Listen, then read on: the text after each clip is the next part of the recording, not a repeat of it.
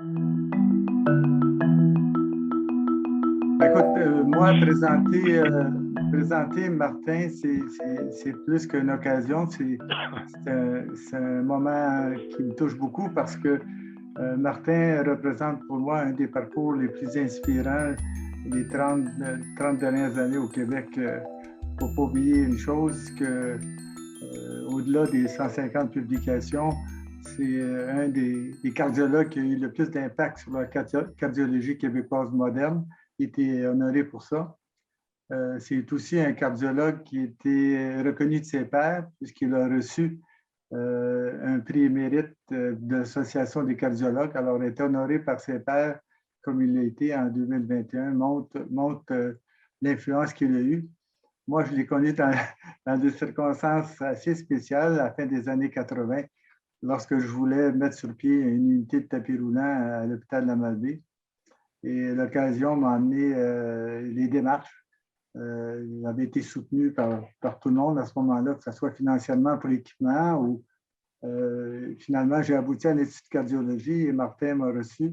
Et ça, c'était un game changer pour moi parce que j'ai été responsable de l'unité de tapis roulant pendant au-delà de 25 ans parce que les cardiologues ne pouvaient pas venir de façon régulière.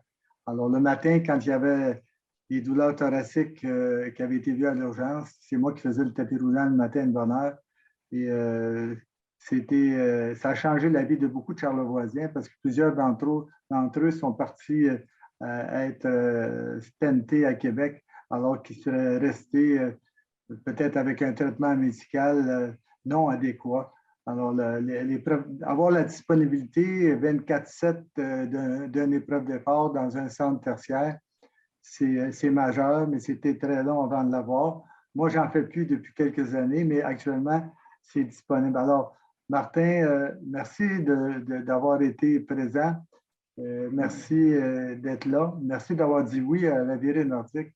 Puis, je vais laisser l'équipe du Living Lab faire le chemin de ton parcours assez excitant parce que ce qui m'impressionne toujours, c'est la durée de quelqu'un. C'est pas, c'est pas qu'il fasse une apparition rapide et scintillante pendant quelques années.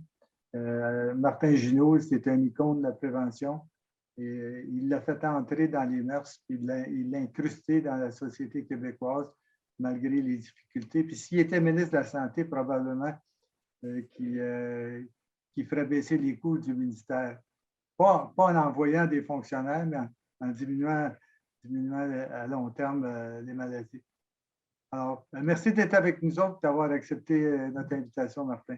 Merci beaucoup, Jean-Luc. Juste avant que Richard prenne la parole pour les questions, je veux juste dire à propos de la formation que je t'ai donnée, je l'ai faite avec, je t'en parlais l'autre jour avec Luc Lorrain de Mont-Laurier, puis je l'ai fait avec des omnis de l'Abitibi, puis ça m'a valu une très grosse crise de nerfs de l'Association des cardiologues à l'époque qui disait que je n'avais pas d'affaire à montrer l'épreuve d'effort à des omnipraticiens, que ça enlevait du travail aux cardiologues.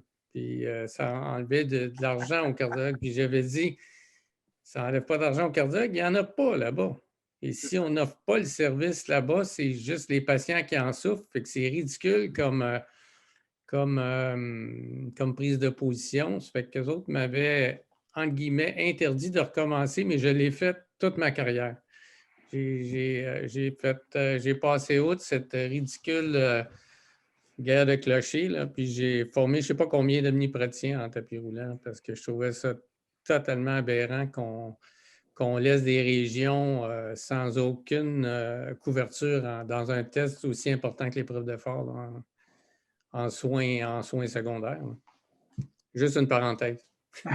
Tu as sauvé des vies. Fait que c'est vraiment un grand honneur de te recevoir dans une grande entrevue du Living Lab Charlevoix. C'est un enregistrement de podcast, Dr Martin Junot. Merci, Dr Dupuis, pour votre belle présentation du Dr Junot. D'abord, je t'appelle Martin parce qu'on se connaît depuis vraiment plusieurs années, puis je vais dire comment on se connaît.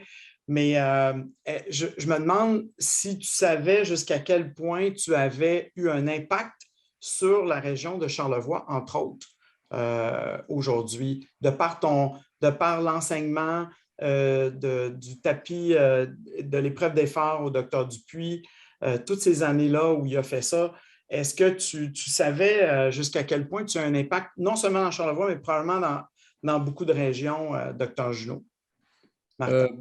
Honnêtement, non. C'est sûr que quand je rencontre Jean-Luc à l'occasion, on se rencontre des fois là, à tous les 2-3 ans. Bon, il me parle de sa région puis des choses qu'il a faites. Puis souvent, il ne manque pas de remercier, là, de me remercier pour ce que j'ai fait à l'époque. Puis tu sais, de temps en temps, il m'appelle pour avoir un conseil. Mais au-delà de ça, non. J'ai pas. Tu sais, je l'ai appris un peu là, dans les dernières semaines parce qu'on s'est parlé plus. Puis, mais non, je ne suis pas vraiment conscient de ça pour Charlevoix en particulier. Pour ce qui est du Québec, bien là, honnêtement, oui, plus, parce que peut-être on va en reparler, mais quand je suis revenu de ma formation en cardiologie et de l'exercice, prévention de Stanford en 86, la prévention au Québec, c'était inexistant. Puis quand je suis revenu, même mes collègues à l'Institut, en fait, ils ont été assez visionnaires de me laisser aller m'entraîner là-dedans. Parce que je me souviens, les cardiologues me disaient qu'est-ce que tu vas faire à Stanford? Voyons donc, toi, de la cardiologie, de l'exercice, prévention. Tu ne veux pas aller en hémodynamie, tu es sûr? Tu ne veux pas aller, je ne sais pas, moi, greffe cardiaque? C'était les sujets à la mode à ce moment-là. 3/4 des gens voulaient aller en hémodynamie ou en électrophysiologie. Puis je dis non, non, moi je suis passionné par l'exercice et son effet sur la santé. Puis il y a un groupe à Stanford qui est vraiment fort. Puis si je suis capable de rentrer là, je vais y aller. Puis Pierre Théroux, dont peut-être tu te souviens, qui était le chef de l'unité coronarienne, c'était une sommité dans son temps. Là, il est retraité. Pierre Théroux m'avait dit si tu veux aller à Stanford, je connais très bien le docteur Debosc avec qui tu veux faire un stage, je vais l'appeler. Il m'a arrangé ça en 15 minutes. Debosc a dit si c'est Pierre Théroux qui l'envoie, je vais le prendre. Il n'a même pas regardé mon CV. Là. Et puis, je suis rentré comme dans du beurre à cause de Pierre Théroux. Et c'est ça. Puis quand je suis revenu à l'Institut, à part Théroux qui croyait beaucoup à ce que j'allais faire, les gens étaient très sceptiques car ça a été difficile les débuts parce que je prêchais un peu dans le désert, mais ça a commencé tranquillement. Là. Je dirais que ce qui m'a aidé, c'est d'être dans l'équipe de Pierre Théroux parce que c'était une équipe qui était très en vue, faisait beaucoup de recherches sur les syndromes coronariens aigus. Et puis, on commençait, ça va peut-être vous dire quelque chose, la thrombolyse, la streptokinase. Dans ce temps-là, on ne faisait pas d'angioplastie en phase aiguë de l'infarctus. C'était considéré contre-indiqué d'aller mettre un cathéter dans un coronaire en infarctus aigu. Alors, on injectait de la streptokinase intraveineuse. Puis, c'était très difficile parce que ça provoquait des chutes de pression, des saignements épouvantables qu'on arrivait difficilement à arrêter. Alors, on a été parmi les premiers au Québec. Bien, je pense les premiers à le faire. Puis, je n'avais fait un peu à Stanford. Et puis, ça m'a aidé dans un sens, c'est que j'ai été considéré au début comme un cardiologue de soins intensifs coronariens. C'est plus crédible, veut pas, qu'un gars qui fait juste de la prévention ou de la réadaptation cardiaque. Et ça a permis que quand je donnais des conférences puis je rajoutais un volet prévention, les gens m'écoutaient. Parce qu'ils disaient ah ben oui, il connaît ça, il traite des infarctus aigus. Puis progressivement, mais j'ai fait de plus en plus de recherches en prévention. Puis là, j'ai pu vraiment donner des conférences strictement exercices et maladies cardiovasculaires, mais ma crédibilité était là. Ce que des collègues cardiologues dans le restant du Canada ou aux États-Unis, en Europe, je pense que l'erreur qu'ils ont faite, c'est d'être cantonnés uniquement en prévention. Et alors, ils se faisaient tout de suite catégoriser comme « Ah ben ouais, mais c'est pas des vrais cardiologues, ils ne traitent pas d'infarctus, c'est pas des vrais. » Et ça, c'est le conseil que j'ai toujours donné aux jeunes. Faut faire, si tu veux être crédible en prévention cardiovasculaire, il faut d'abord soigner un très bon cardiologue, de soins aigus. Parce que c'est pour ça qu'on est cardiologue. Hein? C'est comme on dit, sauver des vies. Alors, on ne veut pas, je veux dire, vous ne voulez pas être vu comme des gars qui sont inaptes à faire de la cardio clinique aiguë, puis que dans le fond, vous vous êtes rabattu sur la prévention, ben, vous n'êtes pas bon. Alors, j'ai dit, il faut faire très attention aux perceptions. J'ai dit, vous établissez comme cardiologue solide. Après ça, vous parlez de prévention, puis vous allez être écouté. Puis je regarde Paul Poirier à Québec, qui fait la même chose que moi. Paul Poirier, c'est un super bon cardiologue clinicien d'urgence puis d'unité coronarienne, mais c'est un super chercheur en prévention. Et je peux donner des exemples à l'inverse au Canada anglais, là, des gars qui n'ont jamais traité d'infarctus puis qui font de la réadaptation cardiaque, ben, c'est moins crédible. Donc, tout le rôle aussi, l'importance du clinicien en général, la recherche clinique, l'importance de protéger le temps des cliniciens aussi pour qu'ils fassent de la recherche terrain, même si c'est une base, ça aussi. Est-ce que, justement, Martin, moi, ce que je voulais dire, c'est que je veux juste te rappeler que tu as eu un impact vraiment important sur moi. Sur ma carrière. Fait que je pense que je n'ai jamais raconté cette histoire-là, mais j'étais étudiant avec Gilles Dupuis, professeur Gilles Dupuis, qui vient tout juste de prendre sa retraite de l'UQAM en psychologie et qui est ici avec nous aujourd'hui, qui est stagiaire dans le Living Lab Charlevoix, dans notre stage de leadership et d'innovation. Et je me cherchais un projet de thèse de doctorat. Je travaillais comme préposé aux bénéficiaires. J'étais première année de doctorat. Je travaillais comme préposé aux bénéficiaires à l'hôpital Maisonneuve-Rosemont, à l'urgence. Puis, j'aimais vraiment l'urgence. Je me disais peut-être que je vais être urgentologue plus tard. Mais j'étais en psychologie à cette époque-là. Et je me cherchais un projet d'urgence. Et c'est là que Gilles m'a dit, ben écoute, docteur Martin Junot, il m'a déjà parlé qu'il y a des patients qui ont des douleurs thoraciques atypiques, consulte beaucoup à l'urgence et tu devrais aller le voir parce que Martin était aussi psychologue avant d'aller en médecine et il y a peut-être quelque chose de psychologique. Alors, je suis allé te voir puis tu m'as expliqué un peu ces douleurs-là. Tu dis, je ne sais pas c'est quoi, de l'anxiété, mais c'est un peu bizarre. Nous, on a beaucoup de coronariens à l'Institut de cardio qui ont ces douleurs-là, mais ils reviennent, puis ils ont un profil un peu différent. Et c'est ça qui nous a amené sur l'étude de ça, les douleurs thoraciques non cardiaques. Et c'était finalement des attaques de panique principalement, donc le trouble panique qui contribuait aux douleurs thoraciques non cardiaques. On a vraiment plusieurs papiers pendant plusieurs années là-dessus. Puis là, je pourrais en parler, mais je voulais juste te dire et te remercier encore, Martin, parce que tu as influencé grandement ma carrière. Et celle de Gilles probablement, parce que ce que je comprends, c'est que tu as même recruté mon directeur de thèse avec le sénateur Paul David, qui était ton beau-père à l'époque et qui avait fondé l'Institut de cardiologie de Montréal. Oui, bien non, c'est vrai, Gilles. Puis moi, on était étudiants à l'Université de Montréal aux mêmes années. Et puis, je me souviens, Paul David, un soir, et je soupais chez lui avec sa fille, là, ma femme de l'époque, Hélène. Et puis, il dit, bon, j'ai un gros projet de recherche, qualité de vie après le pontage. Et puis, je me cherche un psychologue, là, j'ai fait un affichage, puis là, j'ai 2-3 candidats. Puis là, il me dit les candidats. Et puis, je connaissais tous, évidemment. Puis, j'ai dit, à votre place, je prendrais le docteur Dupuis. Là. Je le connais bien, puis il est sérieux, et puis tout ça. Et puis, mais c'était aussi le meilleur des trois. C'était évident. Et puis, le projet s'appelait le projet 505, je me rappelle encore. Le numéro était le 505. Curieusement, c'était mon numéro d'adresse à Menlo Park quand j'étais en stage. C'était 505 Olive Street. Quand je suis revenu à Montréal, puis Paul David m'a dit j'aimerais ça que tu t'occupes du projet 505 maintenant que tu es revenu. J'ai trouvé ça drôle.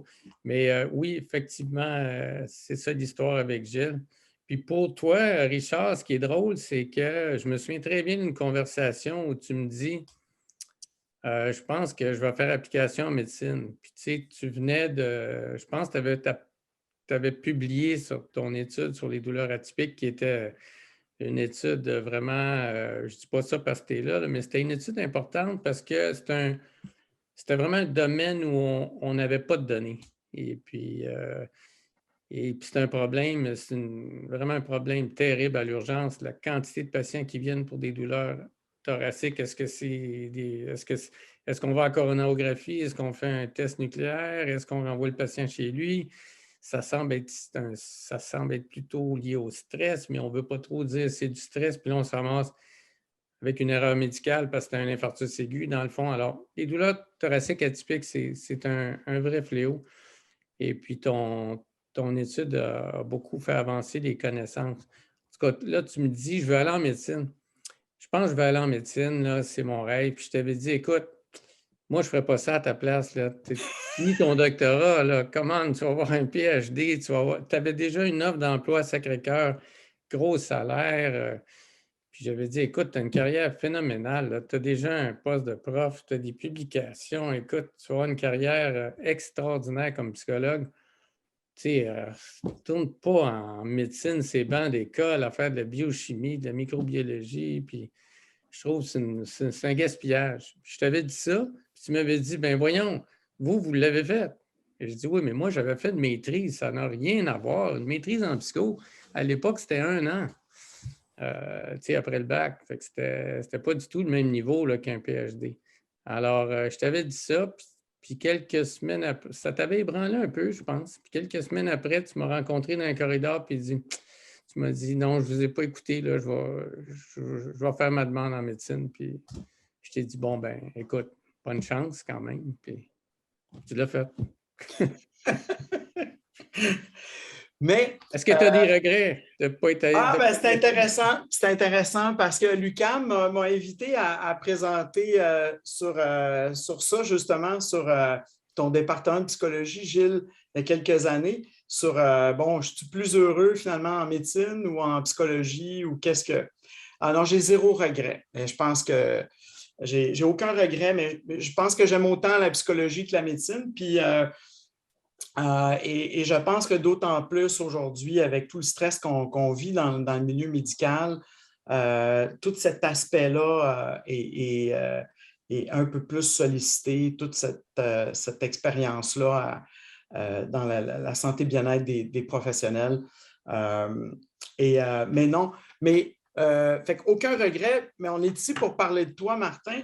Alors, pour les gens qui ne savent pas, qui écoutent ce podcast, cet enregistrement de podcast, tu sais, dans le fond, la prévention, donc on est devant quelqu'un qui fait ça depuis une trentaine d'années, peut-être plus, tu es un pionnier au Québec en prévention cardiovasculaire. Les maladies chroniques, c'est un fléau absolument incroyable. Je pense que tout le monde sait ça. Est-ce que tu sens que les gouvernements, les ministères de la Santé ont quand même... est-ce que tu as réussi à faire bouger l'aiguille avec toutes ces années de recherche, puis de conférences, puis tu as écrit un livre, peut-être plus qu'un livre même, j'ai lu en tout cas ton livre, qui était excellent. Merci beaucoup. Est-ce que tu sens que tu es arrivé à toi, tes collègues, à faire bouger l'aiguille des investissements en prévention? Non. OK. C'est une réponse courte. Je te dirais ce que j'ai réussi, je pense, à faire, c'est de changer beaucoup la mentalité des médecins. J'ai donné beaucoup de conférences là-dessus, j'en donne encore. Et puis, je suis un des seuls qui donne des conférences là-dessus. Les conférences, tu regardes les sessions de formation médicale continue, c'est à 99 % c'est payé par l'industrie pharmaceutique. Donc, c'est des conférences sur les nouvelles molécules en diabète, en cholestérol, peu importe, en insuffisance cardiaque. Donc, ils n'ont aucun intérêt pour la prévention par les habitudes de vie parce qu'il n'y a pas de modèle d'affaires là-dedans. Alors, les rares compagnies pharmaceutiques qui vont m'inviter à donner une conférence, c'est parce que les médecins ont incité. On dit, nous autres, dans ce congrès-là, là, on veut 1 heure sur l'exercice ou l'alimentation ou les deux par Dr. Junot, puis là, la compagnie va dire, OK, c'est correct. Mais c'est assez rare. En général, c'est les médecins qui m'invitent. Et fait que je pense que j'ai fait avancer la mentalité de plusieurs médecins, puis de la population, curieusement, par les interventions à télé. Moi, je crois que c'est le rôle du médecin d'être plus présent dans les médias. Ça me vient peut-être de Paul David. Paul David, tout le monde qui est là est trop jeune pour l'avoir connu, mais c'est un gars qui était présent dans les médias sur plusieurs enjeux, pas juste médicaux, hein. Des enjeux, bon, c'est sûr que c'était un catholique pratiquant, puis je n'avais pas du tout les mêmes opinions que lui sur l'avortement, puis l'euthanasie, puis tout ça, mais tu sais, au moins, il se prononçait. Il n'était pas juste en train toujours de défendre sa profession là, dans les médias. Il parlait d'enjeux sociaux, pauvreté, tout ça. Alors, moi, ça m'avait marqué. Puis j'avais été aussi marqué par un journaliste qui était le patron de l'actualité, Paris, j'oublie son prénom, qui avait dit ça publiquement. Il dit « Moi, je suis tanné de voir que les médecins prennent la parole seulement pour défendre leur intérêt financier. » Il dit « On ne les entend pas, puis là, quand il arrive les négociations, là, ils sont partout, ils font de la publicité, puis ils font des entrevues. Et puis, vous devriez vous prononcer sur des enjeux qui concernent toute la société plus souvent parce que vous jouez un rôle important. » Puis je m'étais dit, c'est vrai ça. Il faut être là. Alors, tout ça pour dire que je n'ai jamais dit non aux entrevues quand c'est dans mon domaine. Quand ce n'est pas mon domaine, je les réfère à d'autres. Et puis, je pense que quand tu passes à 24-60, qu'il y a une cote d'écoute de je ne sais pas combien, 200 000 ou peu importe, ou même 2 filles le matin à TVA, c'est encore mieux. Là, c'est 400 000 personnes avec la rediffusion. Tu as un énorme impact sur la société, sur les gens. Et je pense que j'ai eu beaucoup plus d'impact sur les gens puis sur mes collègues que sur les gouvernements. Parce que les gouvernements, c'est un cliché ce que je vais dire, mais ils sont élus, ils regardent 4 ans en avant. Prévention, là, ça donne des résultats dans 20-25 ans. Ils ne seront pas là pour avoir les bénéfices. Alors, tu regardes bon an, mal an, là, encore récemment, j'étais découragé, j'étais en vacances les 2 dernières semaines, puis j'ai suivi toute l'affaire de refondation du système de santé, puis j'ai vu les 50 mesures.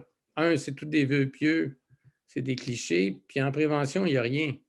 Alors que je vous rappelle que le PQ avait travaillé sur un plan qui a été repris par les libéraux, le plan de prévention, je ne me rappelle plus, il l'appelait le livre vert, je pense. Puis ce plan-là, c'était bien. J'avais été là au lancement par Gaëtan Barrette de ce plan-là sous les libéraux. Puis l'idée, moi, je trouve que c'est très important, c'est que tout le monde reconnaît que si tu veux faire avancer la prévention, puis si tu veux faire avancer la santé, améliorer la santé d'une population, ce n'est pas au ministère de la Santé à faire ça. C'est à tous les ministères. Donc, il faut que ça parte du premier ministre. Il faut que ça parte du chef de l'État qui dit à son cabinet, là, les ministres, « Hey, moi, je veux de la prévention dans tous mes ministères. » Ça veut dire la voirie pour les pistes cyclables, ça veut dire économie pour les subventions aux bonnes places, l'agriculture, etc. Pourquoi les fruits et légumes coûtent plus cher qu'un malbouffe? Ce n'est pas normal dans nos sociétés. Ça fait qu'il faudrait avoir un plan pour que les légumes, les fruits soient moins chers, qu'on mette nos subventions là plutôt que dans le porc puis dans les produits laitiers. C'est là qu'elle va l'argent. Au Canada, c'est dans le bœuf puis dans le lait. Alors que ce n'est pas essentiel pour la santé. Puis le lait, ce n'est pas essentiel. Ce n'est pas nuisible, mais ce n'est pas essentiel. Je ne suis pas contre ça, là. Mais le bœuf, ce n'est pas une bonne idée. Puis en plus, c'est très mauvais pour la planète. Comme vous le savez, l'élevage, ça représente autant de GES que les transports. Alors, bref, il faut que, si vous y pensez, là, tous les ministères ont un rôle important à jouer. En ce moment, ce n'est pas ça du tout qui se passe. C'était des fonctionnaires, puis j'ai parlé à des fonctionnaires au ministère de la Santé, puis des gens de santé publique, c'est tous des chums, là, Alain Poirier, Luc Boileau, tous des gars que je connais très bien, là, Richard Lessard à l'époque. Et puis, ils me disent, on ne se fait pas écouter. Nous, si on appelle la voirie, là, on se fait traiter de tout et non. Mêle-toi de tes affaires. Alors, c'est en silo complètement. Puis, il y a plein de mesures qu'on pourrait prendre. Le zonage autour des écoles pour pas qu'il y ait de la malbouffe. Moi, j'habite à Longueuil, puis à côté, il y a le cégep, puis la grosse école secondaire Rousseau. Il y a des milliers d'élèves là tous les jours. Il y a 4 restaurants de malbouffe autour. Puis si vous passez là le midi, là, il y a une nuée d'étudiants qui s'en vont manger à la belle province, puis chez McDo. C'est effrayant. Alors, on pourrait au moins faire du zonage, ça ne coûte rien. D'ailleurs, en passant, la Cour suprême vient de donner raison à l'arrondissement Côte-des-Neiges qui veut faire ça, là, du zonage autour des écoles. Ça a été jusqu'en Cour suprême. Heureusement, la Cour suprême a refusé d'entendre la cause. Ça a été gagné en première instance et en cour d'appel. Il y a la taxation des boissons sucrées. Je me suis battu pour ça. Barrett voulait, mais son gouvernement ne voulait pas. Barrett était très favorable à ça, une taxe des boissons sucrées. La CAQ en particulier ne veut rien savoir de ça. Augmenter les taxes sur le tabac, sur les boissons sucrées, toutes les mesures de prévention qu'on peut faire comme société, là, ce qu'on appelle des mesures passives, mais c'est ça qui fonctionne le plus pour la santé des populations, c'est donner des conditions pour que les gens mangent bien, fassent l'exercice, etc. Il faut que ça soit faisable, il faut que ça soit facile à faire, il faut que ça soit le choix par défaut. Pas un choix que tu dois faire en te forçant beaucoup. Bien, ça, il n'y a rien dans ce sens-là qui avance. Ce matin encore, j'avais un appel de Guy Desrosiers de Capsana là, qui est très impliqué dans un regroupement pour faire bouger la CAQ en vue des élections pour le budget. Et puis, c'est un échec. Là, il me disait ce matin, écoute, il n'y a rien de ce qu'on a suggéré qui se retrouve dans le budget.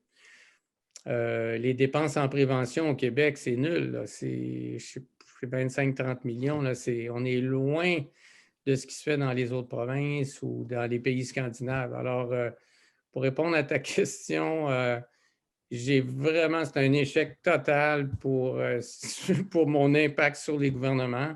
J'ai rencontré tous les ministres de la Santé, sans exception, sauf Christian Dubé. Je n'ai pas de contact, mais tous les autres, je les ai rencontrés là, depuis 1986.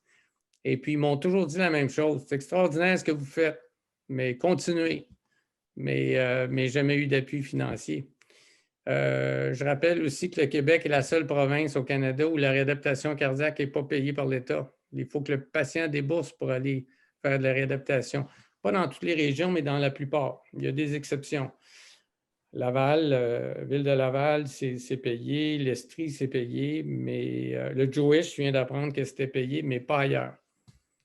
Alors que dans toutes les provinces, même les Américains, Medicare, c'est payé, Medicaid, tous les pays d'Europe de l'Ouest et de l'Est, c'est payé, en Russie aussi même. Alors, on est vraiment en retard au Québec et je trouve ça très malheureux. Et c'est ça. Puis je dirais que ça ne me rend pas pessimiste. Je me dis la population y croit, les médecins y croient de plus en plus. Fait que je continue,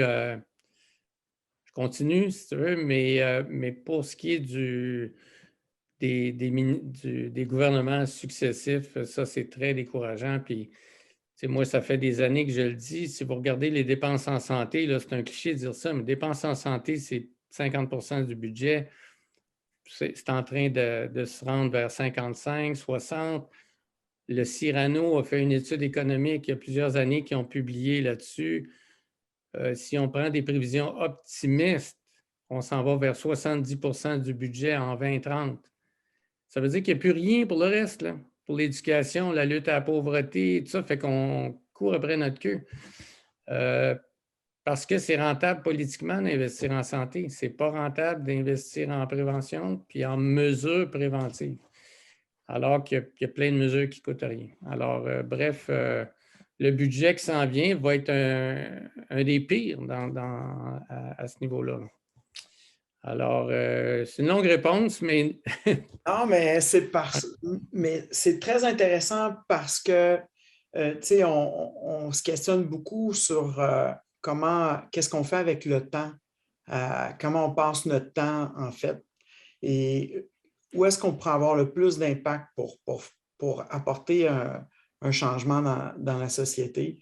Et fait qu'il y a beaucoup de personnes qui vont écouter ça et qui vont se dire, tu sais, si Dr. Martin Junot, pour cette cause-là, qui plaît à l'esprit, on a l'impression que ça s'améliore beaucoup quand même sur le terrain. Donc, mais pour changer les mentalités des gouvernements pour des investissements, on a l'impression que si toi, tu n'es pas capable, si Jean-Pierre Després, de notre côté à Québec, qui travaille beaucoup de ce côté-là aussi, Pierre Lavoie, donc on a des grands en prévention, Dr. Poirier.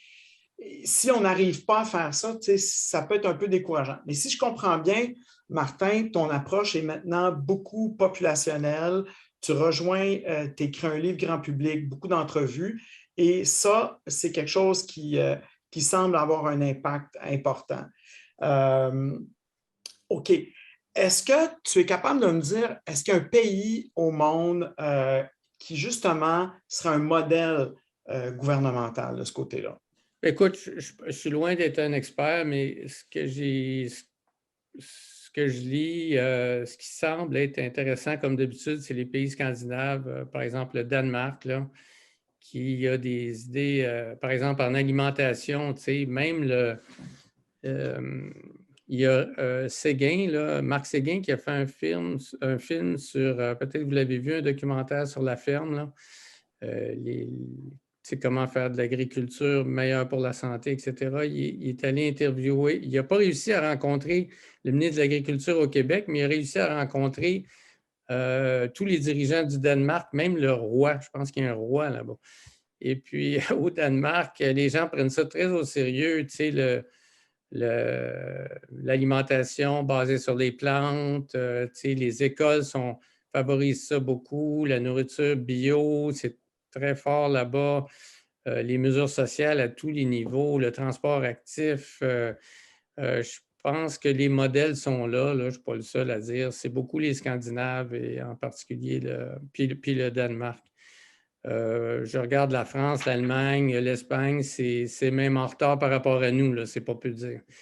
Alors, et Martin, est-ce que tu penses quand même dans le temps, penses-tu c'est le temps maintenant, puis que les gouvernements vont faire quelque chose avec la COVID, en fait?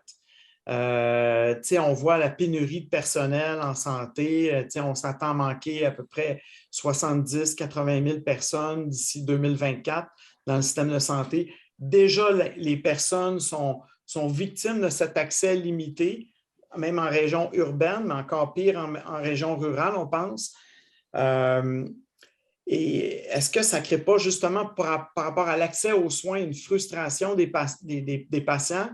Puis est-ce que ce n'est pas le temps de dire, ben là, justement, en plus du budget qui va augmenter en santé, y a-t-il pas une raison encore plus de dire, tu sais, on est vraiment dans une situation de crise, on n'a pas les moyens ni financiers, ni au niveau du personnel de traiter les gens aujourd'hui, et pour les prochaines années à venir, pourquoi pas investir en prévention? Tu sais, il est où le risque là, pour un gouvernement de dire, tu sais, je fais quelque chose de nouveau, j'investis en prévention? Bien, surtout, comme je disais, qu'il y a beaucoup des mesures dont je parle qui ne coûtent rien. Tu sais, Harvard avait fait, puis je l'ai mis sur le site de l'Observatoire de la prévention. Si vous allez sur le site, puis vous faites avec le moteur de recherche obésité, Harvard, je ne sais pas si c'est facile à trouver sur notre site, mais j'ai traduit un texte d'un groupe de Harvard qui disait voici ce qui serait idéal de faire pour contrer l'obésité. Puis c'est toutes des mesures sociales, là, et beaucoup là-dedans, taxation des boissons sucrées, coupons pour... avec cet argent-là, on peut subventionner les familles pauvres à acheter des fruits, des légumes, etc. Il y a plein d'idées, le zonage, etc. Tout ça, ça ne coûte pas grand-chose. Ça prend juste une volonté politique que le premier ministre, Legault, dise, écoutez, à sa table, là, moi, je veux que tous les ministères contribuent à la santé, puis ça ne vous coûtera pas un sou, là. Il y a des mesures qui coûtent de l'argent, mais il y en a beaucoup qui ne coûtent pas d'argent. Puis il y en a qui rapportent, comme taxer les cigarettes. On est la province qui taxe le moins, c'est les cigarettes. C'est vraiment aberrant.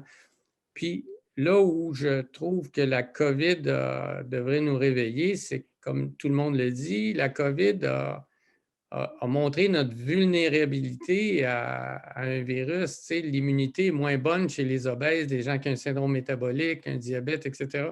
Donc, ça frappe encore plus fort ces gens-là. Et Puis on peut rappeler que la pandémie des maladies cardiovasculaires tue 3-4 fois plus de monde que la COVID à tous les ans. Même le tabac au Québec, c'est 8 000 personnes, bon an, mal an. Puis quand on regarde les chiffres, tous les gains qu'on a faits depuis les années 70 en prévention cardiovasculaire sur la mortalité cardiovasculaire sont en train de, je ne dirais pas d'être effacés, pas du tout, mais il y a une recrudescence des maladies cardiovasculaires chez les jeunes de 30 à 55 ans, 59 ans, à cause de l'obésité, qui amène le diabète, qui amène l'hypertension, syndrome métabolique et qui multiplie par 3 le risque d'infarctus et le risque d'AVC et le risque de démence. Fait qu'on s'en va vers une société qui va être vraiment très malade, là, beaucoup plus malade que ma génération.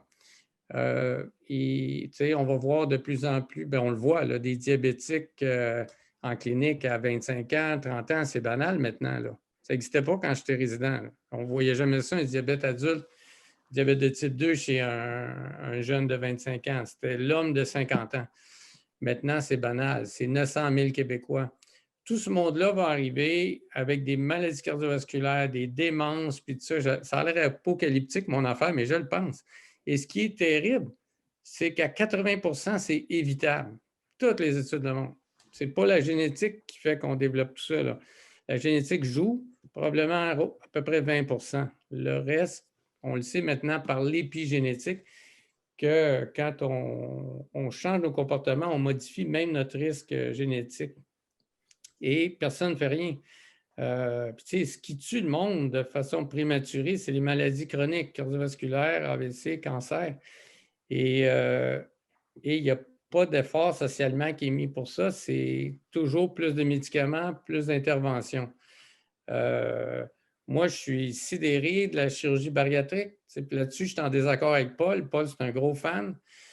Mais moi, je me dis que c'est un aveu d'échec incroyable du secteur du système médical d'être obligé d'opérer les gens pour rapetisser le estomac, pour les faire maigrir, alors que il y a des moyens non pharmacologiques. C'est sûr que c'est difficile.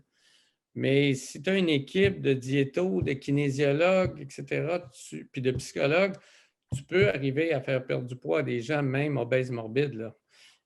Nous, on a une clinique de diabète où on renverse le diabète. Bien, c'est pas avec des vœux pieux puis des pilules, là. C'est en faisant perdre du poids, mais c'est une intervention agressive. Puis ce qui est très inquiétant de cette attitude-là actuelle de ne pas investir en prévention, c'est que si vous regardez les coûts de la santé, c'est drivé par beaucoup le pharmaceutique. Hein? Le coût des médicaments augmente de façon exponentielle. Oui, il y a le vieillissement de la population, il y a les nouvelles technologies, mais si on prend le diabète, la nouvelle molécule qui est annoncée à la télé, même si c'est théoriquement illégal, l'Ozempic, bien, ça coûte 7 000 à 8 000 par année. Tout le Québec va être là-dessus bientôt. Là. Mais pas tout le Québec, mais en ce moment, c'est 900 000 Québécois. Puis ils poussent bien fort pour que cette molécule-là, parce qu'elle est très bonne, va diminuer les complications du diabète. Ça fait perdre du poids. Là, ils veulent que l'Ozempic ait l'obtention de Santé Canada pour obésité. Alors, à 45 d'obèses, imaginez-vous le coût de ça social, alors qu'il n'y a pas une scène qui est mise pour les kinésiologues et les nutritionnistes. Alors, comment ça se fait que le gouvernement ne cligne même pas des yeux pour rembourser ça un jour, la chirurgie bariatrique, l'Ozempic et compagnie, mais payer les nutritionnistes et les kinésiologues, ça, non, ça c'est trop cher. Tout notre modèle est tout croche. C'est un modèle dysfonctionnel. Pourquoi? Parce qu'il y a un modèle d'affaires là-dedans. Quand les grosses pharma vont voir Fitzgibbon, ils sont très bien reçus. Pas mal mieux que moi, là. Moi, je ne peux pas rencontrer Fitzgibbon. Là. Mais si tu t'appelles Merck ou Pfizer ou Novo Nordisk, tu peux être sûr que tu vas le voir. Là. En plus, ça crée de l'emploi. C'est un bon modèle d'affaires. Tu as des obèses, des diabétiques, tu leur donnes des pilules, c'est rentable, tu ouvres des... Tu as des postes bien rémunérés. La chirurgie, c'est pareil. Ça fait marcher les affaires. C'est bon. Et après ça, tu as des prothèses de hanches, de genoux. Ça fait marcher le business. C'est un modèle d'affaires, le système de santé. actuels. Les stents coronariens, on en met trop. C'est excellent dans l'angine instable et dans l'infarctus. Et dans l'angine stable, on peut très bien traiter les gens médicalement. Il y a eu des tonnes d'études randomisées là-dessus. C'est même supérieur, le traitement médical, avec réduction des facteurs de risque. Mais ce n'est pas un bon modèle d'affaires. Ça fait l'affaire des médecins et des compagnies de devices.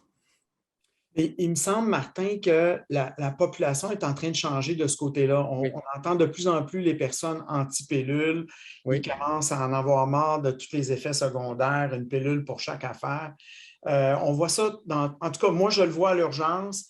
À tous les jours, les gens, tu veux prescrire, voulez-vous un médicament? Non, je ne préfère pas. Puis moi, je ne suis pas dans la prévention là, à l'urgence, comme toi, mais on le sent, ça.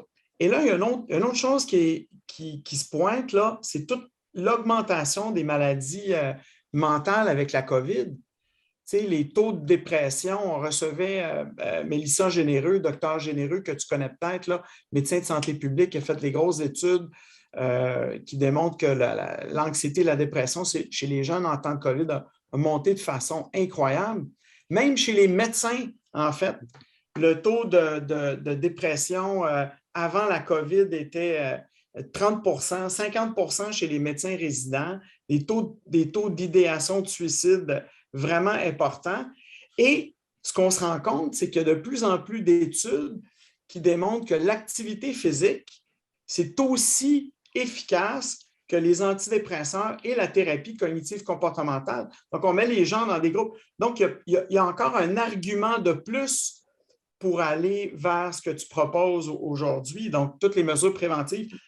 La même affaire qui est bon, la même activité qui est bonne pour le cœur, c'est aussi bon pour le cerveau, pour le stress. Donc... Je t'arrête sur le stress. Si tu regardes les facteurs de risque cardiovasculaire, le stress est toujours mis un peu comme « Oh oui, il y a le stress ». Mais quand tu regardes les grandes études comme Interheart sur 29 000 personnes, c'est le même risque que l'hypertension. Mais personne n'en parle. Alors, le stress chronique, c'est très, très néfaste pour le cœur. Et puis, avec la pandémie, comme tu dis, tout le monde parle de ça. Mais qu'est-ce qu'on fait comme société pour le stress? Zéro! C'est incroyable. Ma fille est en psycho, doctorat en psychoclinique à l'UQAM. Et je suis bien au courant là, à cause de ça, de l'enjeu des psychologues dans le réseau public, parce qu'elle avait travaillé dans le public. Personne ne va aller là parce que ce n'est pas valorisé, ce n'est pas payé. Puis même en privé, voir un psychologue, d'abord, c'est hors de prix. C'est, je pense, 120 $ de l'heure, mais même dans le privé, tu as de la misère à voir un psychologue en ce moment. Alors, on n'investit vraiment pas aux bonnes places. Et OK, on a sur un sujet un peu, tu sais, bon, là, on voit l'ampleur de la tâche. OK. Tu as quand même réalisé beaucoup de choses pour le Québec. Et une des premières choses, je pense, que tu as fait, c'est l'élaboration d'un centre de prévention réputé mondialement, le Centre EPIC. Est-ce que tu as été dans les premiers fondateurs du Centre EPIC? Non, non. Déjà... Beaucoup de gens ont l'impression que c'est moi qui l'ai fondé. Mais c'est une belle histoire, le Centre EPIC. Hein? Dans les années 60, il y avait 3 chercheurs. D'abord, c'est quoi pour les gens qui ne savent pas c'est quoi? Le Centre EPIC, c'est un centre qui fait partie de l'Institut de cardiologie qui est adjacent à 500 mètres en arrière, qui est sur le terrain de l'hôpital. C'est le plus grand centre de prévention de loin au Canada. Là. Pour vous donner une idée, on a 5000 membres. Les mètres carrés, je ne le sais même pas, là, mais c'est 3-4 fois plus gros que le deuxième plus gros qui est à Toronto. Quand les Canadiens anglais ont fait des congrès et qu'on les invite à visiter le Centre EPIC, ils tombent des nues là, parce que c'est vraiment très gros. Puis pourquoi c'est arrivé? Bien, c'est des chercheurs visionnaires de l'Institut dans les années 60 qui ont décidé de faire une étude basée sur ce qui se passait encore une fois dans les pays scandinaves, où des chercheurs scandinaves avaient découvert que l'exercice améliorait la santé cardiovasculaire. C'était complètement nouveau comme phénomène. Il y avait un vieux cardiologue américain qui s'appelait Paul Dudley White, qui était un grand cardiologue américain. C'était comme le maître de la cardio aux États-Unis. Tout le monde voulait travailler avec lui. Il a été le médecin d'Eisenhower quand il a fait son infarctus. Il lui croyait à l'exercice, mais il n'y avait pas de données. Il disait, lui, il allait en vélo au travail dans les années 40. Puis quand il est allé soigner Eisenhower, la légende dit qu'il est parti de Boston en avion, il est arrivé à Dulles, puis qu'il est allé à pied soigner le président. C'était un maniaque d'activité physique. Mais à part lui, qui était un peu une exception, c'était les Scandinaves. Et 2 cardiologues puis un PhD en biochimie à l'Institut qui ont décidé de faire une étude sur l'exercice et ses effets sur le cœur. Puis ils ont appelé ça « Étude pilote Institut de cardiologie, EPIC ». C'était le nom d'une étude. Et puis, ils ont recruté des gens, des coronariens et des non-coronariens. Et puis, ils les ont entraînés dans des sous-sols d'église l'hiver, dans des gymnases d'école, des parcs l'été. Et puis, après 2 ans, l'étude a démarré en 67. Donc, en 69, l'étude a fini. Là, ils réunissent tous les sujets de l'étude, puis ils disent merci infiniment, c'est formidable, l'étude est un succès, on va publier ça partout. L'étude montrait toutes sortes d'améliorations des facteurs biochimiques, là, le profil lipidique, etc., la tension artérielle. Il avait même fait des coronarographies. Et puis, bon, ils ont été déçus de voir qu'il n'y avait pas de régression, mais il n'y avait pas les méthodes assez sophistiquées pour la voir, la régression. 30 ans plus tard, ils l'auraient vu. Et puis, bref, les sujets de l'étude, c'est ça qui est le fun. On dit, bien, nous, on veut continuer à s'entraîner. Puis non seulement on veut continuer à s'entraîner, mais on va se bâtir notre propre centre. Les chercheurs ont dit, bien, ça, c'est votre problème. Nous autres, on a fait notre travail de chercheurs. Et le groupe de sujets d'études avait un leader qui s'appelait Lionel Théoret, qui était un commerçant de Laval, qui a dit on va s'organiser, on va chacun mettre un peu d'argent de notre poche, puis on va aller voir des banques, puis il a convaincu tout le monde à mettre de l'argent. Il a créé une fondation qui s'appelait la Fondation EPIC, et puis il a ramassé assez d'argent pour intéresser le ministre de la Santé du fédéral, Marc Lalonde, à l'époque, qui croyait beaucoup à la prévention. D'ailleurs, c'est lui qui avait écrit le livre blanc sur la prévention, qui est un classique de la prévention. Le Canada fait bonne figure en prévention à cause de ce livre-là de Marc Lalonde. Ça s'appelait « Perspective sur la santé des Canadiens », quelque chose comme ça. C'est un classique. Et puis, Marc Lalonde lui a donné 70 000 $. Et avec ça, ils sont allés voir des banques. Il y a 7 banques, puis ils ont été voir Paul David, puis ils ont dit est-ce qu'on pourrait se construire sur le terrain de l'Institut?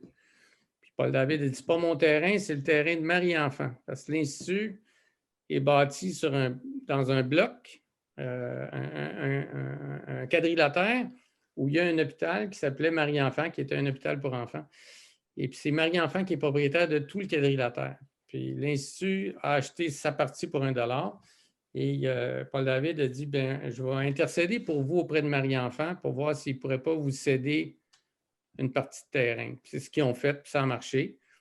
Et ils ont bâti le centre avec l'argent des membres et des banques. Donc, ça n'a rien à voir avec l'Institut puis le gouvernement, là. Alors, c'est les membres qui l'ont construit, puis ils ont appelé ça le Centre EPIC du nom de l'étude. Wow. Et puis, ça a ouvert en 1974. Moi, j'ai fait ma cardio de 80 à 85. Fait que ça vous donne une idée, c'était déjà là.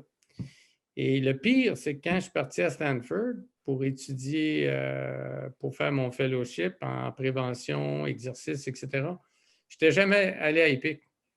C'était à 500 mètres. Je ne suis jamais allé. Pour moi, c'était un gymnase.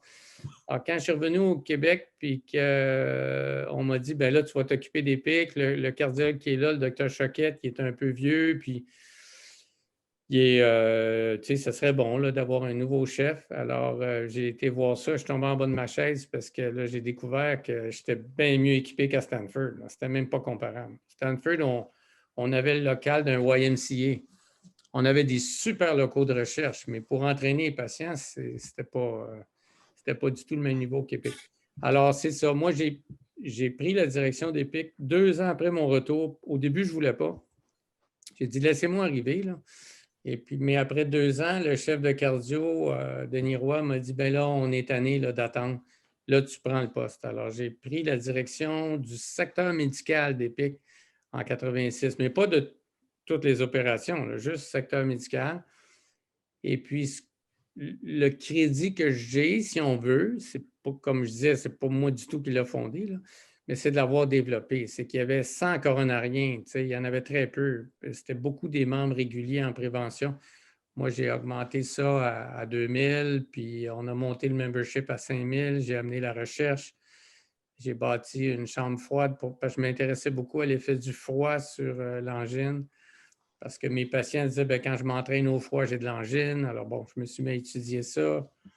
Puis bon, on a fait un paquet de projets de recherche là, qui a amené la notoriété du centre. Puis l'équipe a grossi. Alors, j'ai fait grossir ça, si on veut. Puis on a eu 3 agrandissements en 89, 98, 4, un en 2008-9. On a doublé le secteur médical. Puis il y a 2 ans, on a construit un gros labo de recherche, un gym de recherche, en fait. Et ce qui fait que maintenant, c'est vraiment, je dirais probablement le plus gros centre au monde. Peut-être les Norvégiens sont plus gros. Ils ont un institut, eux autres, d'exercice à Oslo qui est entièrement payé par le gouvernement, là, qui est phénoménal. Et puis, sinon, il y a des centres privés aux États-Unis comme le centre de Cooper, l'Aerobic Center à Dallas, mais ça, c'est privé. C'est très cher, là, c'est plusieurs milliers de dollars par année. C'est autre chose, mais c'est très bien. Ils ne font pas d'autre chose que de l'exercice, par exemple. Tandis que nous, c'est tout, c'est toutes les composantes, là, toutes les habitudes de vie. Et donc tu as fait preuve de beaucoup de leadership à travers les années. Je pense que les gens qui te connaissent bien, tu es quelqu'un qui écoute beaucoup les personnes. C'est pas top-down. Tu parles à tout le monde, tu es disponible, tu dois protéger ton temps. Je me souviens que quand on marchait à l'Institut, à un moment donné, pour ne pas te faire interpeller par tout le monde, des fois, tu prenais des raccoins un peu pour qu'on puisse terminer la conversation. Parce que tout le monde voulait te parler, tout le monde veut te parler. Et donc, c'est encore plus un honneur de t'avoir avec nous aujourd'hui. Mais c'est quoi pour toi le leadership? C'est un stage de leadership. Ces entrevues ont été créées dans le stage de leadership. Au lieu d'inviter du monde à te donner un cours, on invite des leaders, puis on essaie d'apprendre d'eux. Alors, c'est quoi pour toi le leadership? Ça a été quoi ton succès là-dedans? Évidemment, tu es humble, tu es à l'écoute, donc des caractéristiques de leader, mais c'est quoi pour toi un bon leader?